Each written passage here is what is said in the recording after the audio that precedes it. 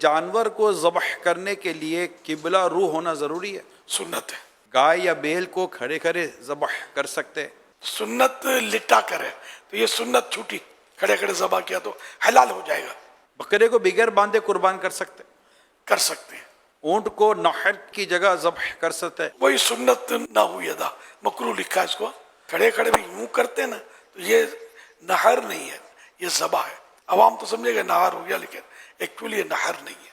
ذبح کے وقت چھری پر جس کا ہاتھ ہو سب کو اللہ اکبر پڑھنا ضروری ہوگا؟ جہاں سب کو اللہ کا نام لینا پڑے گا، کیونکہ بعض جگہ پر یہ بھی سنا ہے کہ گائے میں جو 7 حصے ہوتے ہیں نا، گائے میں تو 7 حصے دار جو ہے نا وہ چھری پہ ہاتھ رکھتے ہیں.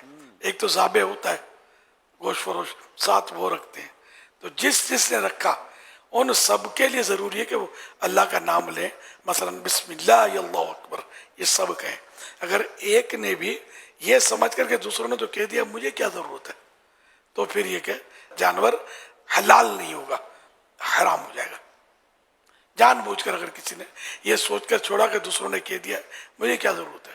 ہاں کوئی بولنا ہی بھول گیا تو وہ بھولنے والے، اس میں ایک نے بھی اللہ کا نام نہیں لیا مثال کے طور پر، سارے بھول گئے جلدی میں جانور کہ وہ چل کود میں، تو پھر یہ کہ جانور حلال ہو جائے گا. دل میں اللہ اکبر پڑھ سکتے ہیں یا تیز آواز سے ہی پڑھنا ضروری ہے؟ زبان سے بھی اتنی آواز سے کہ اگر کوئی رکاوٹ نہیں ہے سننے میں تو اپنے کانوں سے سن لے، یہ ضروری ہے. ایک جانور کے سامنے دوسرے جانور کو قربان کرنا کیسا؟ منع ہے. جانور ذبح کرتے ہوئے سب کا نام لینا ضروری ہے؟ یہ پتہ ہونا چاہیے کہ 7 حصے ہو رہے ہیں، جس کو وکیل کیا ہے اس کو پتہ ہو. باقی ذابح جو ذبح کر رہا ہے اس کو پتہ ہونا شرط نہیں، اس کی ضرورت ہی نہیں ہے. وہ بولو گے تو یاد نہیں رہے گا. جانور ذبح کرنے کی دعا کب پڑھنی ہے؟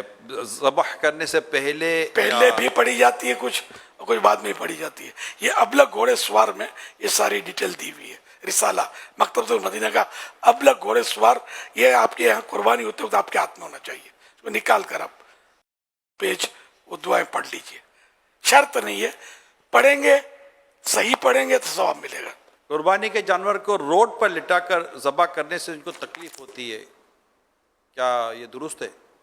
تکلیف تو ہوتی ہے، گاڑیوں کا، ٹریفک کا، روڈ خراب ہوتا ہے، اسکوٹریں چھٹے اڑتے ہیں، کپڑے خراب. باہر ملکوں میں کہاں ہوتا ہے سلاٹر ہاؤس، مخصوص جگہ میں ہی وہ جانور ذبح ہوتا ہے، روڈوں پہ نہیں. گلیوں میں لوگوں کے دیوار خراب ہوتے ہیں، گوبر آلود ہوتی ہیں. اور یہ بہرحال ہمارے یہاں کا یہ انداز ہے، لیکن بندوں کی حق تلفی یا حقوق عامہ تلف کرنے کی اجازت نہیں ملے گی کہ ہٹ جاؤ ہماری گائے ذبح ہو رہی ہے، گاڑی والے ٹریفک جام کھڑے رہ جاؤ.